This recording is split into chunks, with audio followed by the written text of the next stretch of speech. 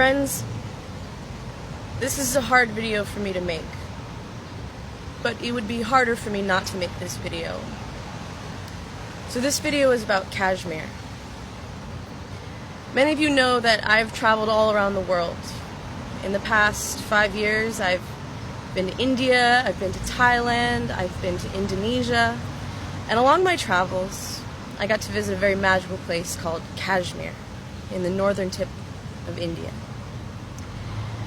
This is a very complex and disputed situation with this land, and the Kashmiri people have suffered. And especially in the most recent news, as of today, there's been a curfew imposed for a week.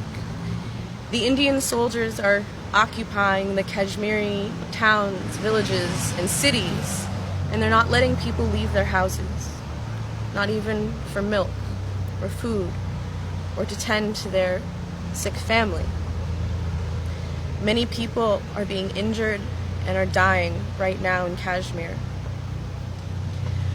I am hardly one to speak of the complexities of this situation, but if there's one thing I should say is that I do not support Pakistan, I do not support India, I support the sovereignty of the Kashmiri people, just as I support the sovereignty of every living soul on this planet.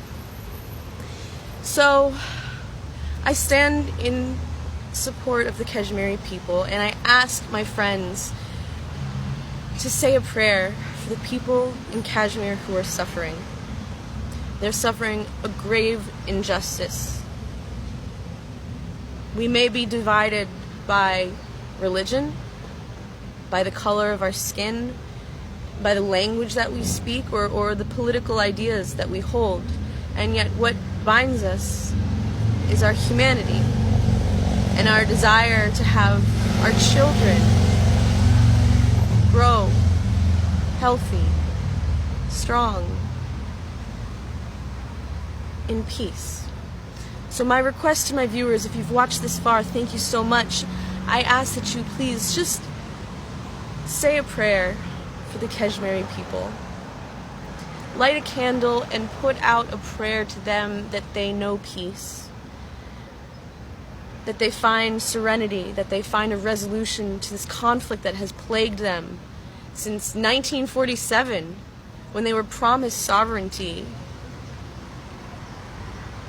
and that they have been denied since then. So, my love goes out to the Kashmiri people. I support you. I support your struggle.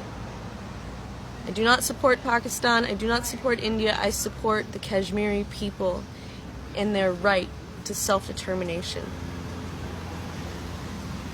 And I say this as someone who has been to Kashmir, who has felt the oppression in the streets, who has seen the roads go very much untended, who has seen children not going to school, who has seen and witnessed and experienced the harsh realities of life in Kashmir, and yet I also experienced the kindness and generosity of the Kashmiri people firsthand.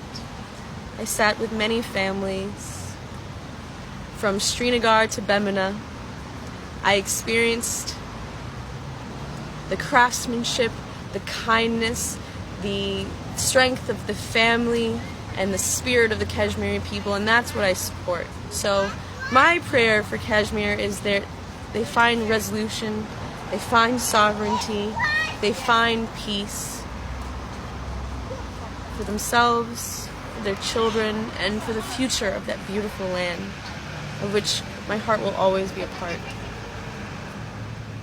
Forgive me if I don't speak up more on this issue. It's difficult because I don't have the whole story. I know that there's a lot that I don't know. I admit that.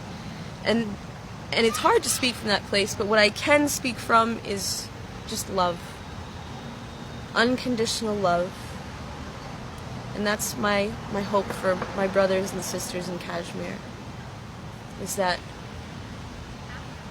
through this great time of suffering, you find healing. Through this time of darkness, you find the light. And through this time of misery, you do not lose hope that peace can return to your beautiful land, and forgiveness and healing is possible for those who believe. My love to you, my friends all around the world, and please pay attention, my friends, to the news of what's happening in Kashmir, and when you read and hear anything, just remember that I asked you to say a prayer for our friends in Kashmir.